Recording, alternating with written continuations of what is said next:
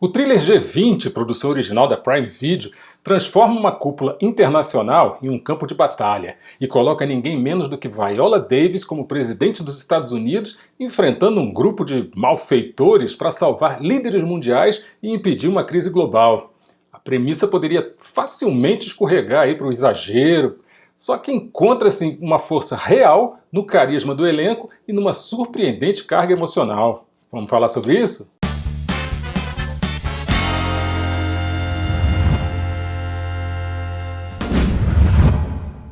Fala, galera do bem, e é isso! Durante a reunião do G20 na Cidade do Cabo, na África do Sul, um grupo paramilitar altamente armado, liderado pelo Rutledge, vivido pelo ora loiro, ora moreno Anthony Starr, invade o evento com o objetivo de subtrair líderes e desestabilizar a economia mundial. Quando o caos se instala, cabe à presidente dos Estados Unidos, a Danielle Sutton, da espetacular Viola Davis, liderar a resistência por conta própria, literalmente na bala. A Viola Davis ela já provou que é uma potência dramática incontestável em filmes como Um Limite Entre Nós, Dúvida e na série, né, How to Get Away with Murder.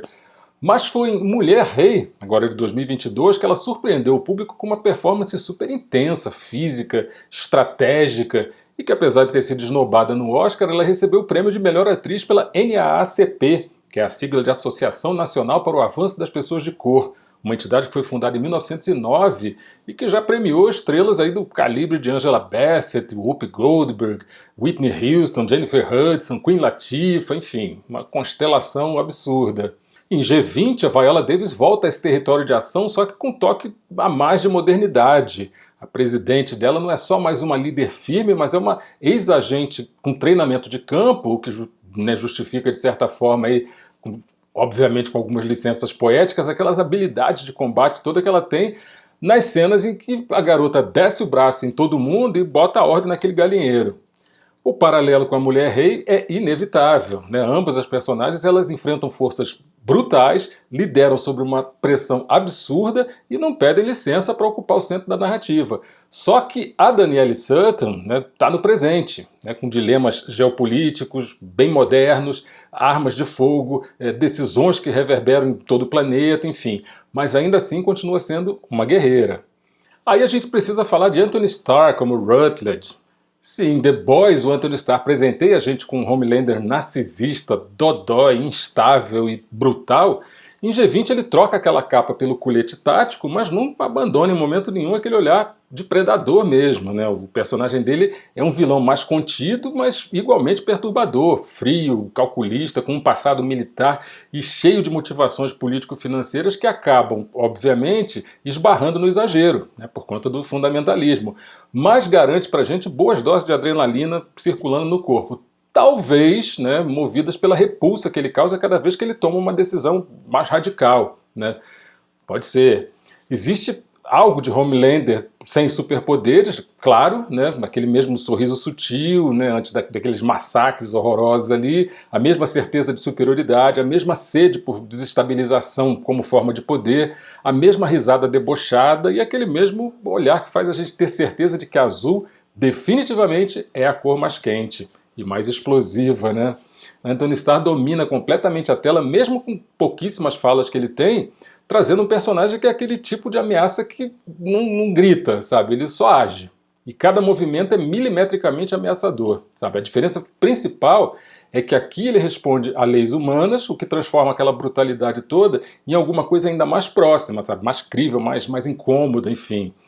E tem a grande surpresa, né? Acho que a maior surpresa do elenco fica exatamente por conta da participação do Anthony Anderson, que é um ator consagrado por comédias como o Black-ish, por exemplo, Barbershop, e participações históricas que ele fez no seriado Law & Order. Aqui no G20 ele interpreta o marido da presidente e oferece um contraponto emocional assim, importantíssimo para o filme. Sabe? De início, eu confesso que eu não levei muita fé, sabe? Foi por puro preconceito mesmo, porque atores de comédia, na verdade, eles recebem uma pressão muito maior quando eles se aventuram pelo drama, e só com o equilíbrio que a experiência traz pra gente é que é possível a gente ter paciência para avaliar e definir se o ator deu conta do recado ou não. E sim, ele mandou bem pra caramba, sabe? O Elliot, ele não é só o marido da protagonista, ele é um homem genuinamente preocupado, presente, que lembra a gente que existem vínculos e vidas reais por trás de decisões políticas, sabe? E para isso, o Anderson entregou pra gente uma performance comedida, super elegante, misturando assim, uma leveza gigante com tensão e mostrando que pode muito bem migrar do humor pro drama sem perder aquela essência dele. A presença dele humaniza o protagonista e cria ali uma camada emocional que impede o filme de se tornar apenas uma ação desenfreada, tipo um Duro de Matar de vestido vermelho, saca? O orçamento exato ele não foi divulgado, mas fica fácil de especular que a G20 teve uma produção bem robusta por conta das filmagens na África do Sul, daquele elenco de peso, da quantidade de efeitos especiais e todo aquele trabalho de divulgação que está sendo feito. Inclusive, para quem não sabe, a Viola Davis andou dando uns rolês aqui pelo Rio de Janeiro na semana passada, desfilando aquela simpatia usual pelo Morro da Urca e participando de uma convenção do Prime Video que lançou o filme agora no dia 10 de abril e rapidamente escalou o topo aí dos títulos mais vistos da plataforma em vários países, como Espanha, Alemanha e até aqui no Brasil também. Diferente de A Mulher Rei, que teve um orçamento de 50 milhões e arrecadou quase o dobro nas bilheterias mundiais, o G20 acaba apostando no streaming, né, para alcançar aquele público que ele está desejando. E dessa forma, isso tudo pode dificultar as comparações diretas de desempenho financeiro, mas impulsiona a visibilidade ao redor do globo. Isso aí é inegável. Ele vai longe, muito embora a gente não faça a menor ideia de quanto é que ele vai faturar. A recepção do filme, ela ficou meio dividida, mas foi majoritariamente positiva, sabe, quando o assunto foi elenco. O The Guardian, por exemplo, elogiou pra caramba a performance da Viola Davis, mas apontou a trama como genérica, sabe, previsível. Já o Decider, ele taxou o filme como divertido, energético, eficiente dentro da sua proposta e tal, mesmo com clichês de roteiro, momentos inverossímeis e tal.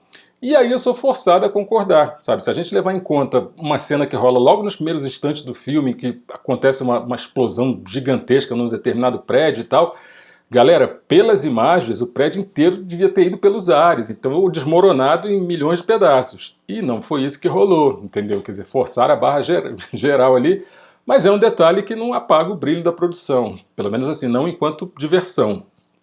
Já entre o público, o G20 caiu no gosto assim, de quem curte uma ação direta, com aqueles personagens casca grossa, aquele gostinho de Velozes e Furiosos e tal. É o filme ideal para aquelas sessões de fim de semana, mas com o bônus de contar com uma protagonista de verdade, não um arquétipo.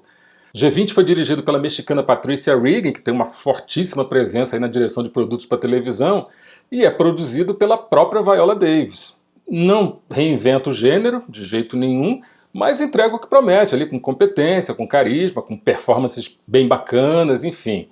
Viola Davis brilhando como sempre, Anthony Starr arrepiando, Anthony Anderson surpreendendo, sabe? E o filme como um todo acaba sendo uma homenagem à força feminina na liderança. E é um lembrete de que mesmo em tramas super batidas, boas atuações ainda fazem toda a diferença. Super recomendo para quem curte ação com personalidade e quer ver Viola Davis detonando mais uma vez sem perder aquela classe presidencial. Não é o melhor personagem da vida dela, óbvio que não, né? Não é o filme mais importante, mais interessante, mas enfim, vale como diversão. E se você já assistiu o G20, deixa aqui nos comentários o que você achou e a gente vai debater sobre isso.